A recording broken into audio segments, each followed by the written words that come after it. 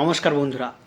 ভারতের স্বাধীনতা সংগ্রামের ইতিহাসে অনেকেই ছিলেন যাদের ত্যাগ, সাহস এবং দেশপ্রেম যা আজও কোটি কোটি মানুষের মনে অনুপ্রেরণা জাগায়।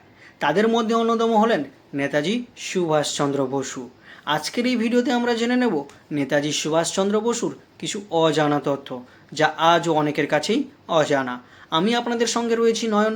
তো চলুন শুরু করি আজকের ভিডিও।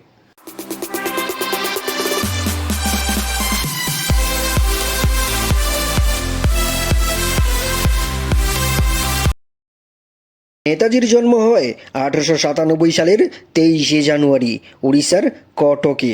তার বাবা জানকীনাথ বসু ছিলেন একজন বিখ্যাত আইনজীবী। ছোটবেলা থেকেই সুভাষচন্দ্র বসু ছিলেন অত্যন্ত মেধাবী ও শৃঙ্খলাপরায়ণ।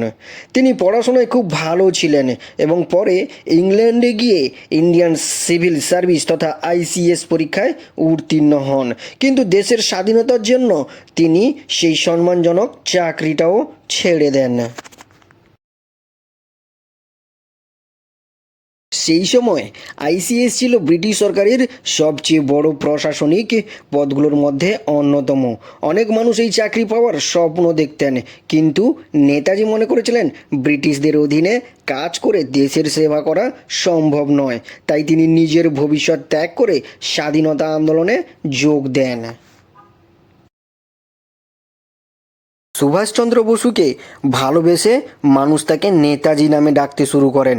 নেতাজি অর্থ হলো নেতা বা পথ প্রদর্শককারী। এই নাম তার সাহসী নেতৃত্ব এবং দেশের প্রতি ভালোবাসার প্রতীক হয়ে ওঠে। নেতাজির সবচেয়ে বড় অবদানগুলোর মধ্যে একটি হলো আজাদ হিন্দ ফৌজ বা ইন্ডিয়ান ন্যাশনাল আর্মি আইএনএ। তিনি বিশ্বাস করতেন সশস্ত্র সংগ্রামের মাধ্যমেও ভারতকে স্বাধীন করা সম্ভব। তার বিখ্যাত স্লোগান ছিল, তোমরা আমাকে রক্ত দাও, আমি তোমাদের স্বাধীনতা দেব। এই ডাক হাজার হাজার ভারতীয়কে অনুপ্রাণিত করেছিল এবং তার এই ডাক শুনে তখন হাজার হাজার মানুষ এসে সুভাষচন্দ্র বসুর নেতৃত্বে যোগদান করেছিলেন। 1941 সালে ব্রিটিশ নজরদারি এড়িয়ে নেতাজি সুভাষচন্দ্র বসু গোপনে ভারত ছাড়েন। তিনি বিভিন্ন দেশ ঘুরে ভারতের স্বাধীনতার জন্য আন্তর্জাতিক সমর্থন সংগ্রহ করেন। তার এই সাহসী যাত্রা ইতিহাসের আজও এক অন্যতম রহস্যময় ঘটনা হিসেবে ধরা হয়।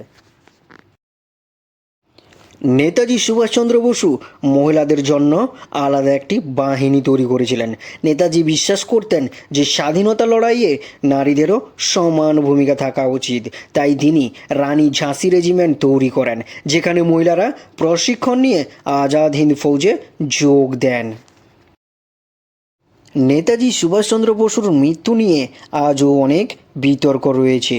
সরকারি ও সবচেয়ে প্রচলিত ঐতিহাসিক অনুযায়ী 18ই আগস্ট 1945 সালে তাইহোকু বা বর্তমান তাইওয়ানেতে একটি বিমান দুর্ঘটনার পর নেতাজির মৃত্যু হয় বলে বলা হয়। সেখানে গুরুতর আহত হওয়ার পর তার মৃত্যু হয়েছিল বলে কয়েকটি তদন্তে উল্লেখ করা হয়েছে। তবে অনেক মানুষ এই বিষয়টি নিয়ে সন্দেহ প্রকাশ করেন, কারণ নেতাজির মৃত্যুর বিষয়ে কোনো স্পষ্ট বা দেহাবশেষ এখনও নিশ্চিত প্রমাণ নিয়ে দীর্ঘদিন বিতর্ক আছে।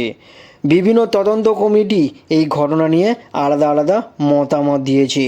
কিছু মানুষ বিশ্বাস করেন যে নেতাজি হয়তো বেঁচে ছিলেন এবং পরে অন্য কোনো পরিচয়ে ছিলেন, যদিও এর পক্ষে নিশ্চিত প্রমাণ এখনও পর্যন্ত পাওয়া যায়নি। তাই ইতিহাসের দৃষ্টিতে বলা যায়, সরকারি মত অনুযায়ী নেতাজির মৃত্যু হয় 1945 সালে বিমান দুর্ঘটনায়, কিন্তু তার অন্তর্ধান রহস্য আজও মানুষের কাছে আগ্রহের বিষয়। নেতাজির জীবন আমাদের শেখায় স্বপ্ন বড় হতে হবে, সাহস রাখতে হবে এবং দেশের জন্য কিছু করার ইচ্ছে থাকতে হবে। তিনি শুধু একজন নেতা ছিলেন না, তিনি ছিলেন কোটি কোটি মানুষের আশা ও বিশ্বাসের প্রতীক। নেতাজি সুভাষচন্দ্র বসুর জীবন আমাদের মনে করিয়ে দেয় যে আমরা সহজে স্বাধীনতা পাইনি। এর জন্য অসংখ্য মানুষের ত্যাগ এবং সংগ্রামের ফলে আজ আমরা স্বাধীন দেশে বসবাস করছি। ভিডিওটি ভালো লাগলে লাইক করুন, কমেন্ট করুন, শেয়ার করুন এবং ইতিহাসের আরও অজানা তথ্য জানতে আমাদের সঙ্গে থাকুন। দেখা হবে পরবর্তী ভিডিওতে। জয় হিন্দ, বন্দে মাতরম।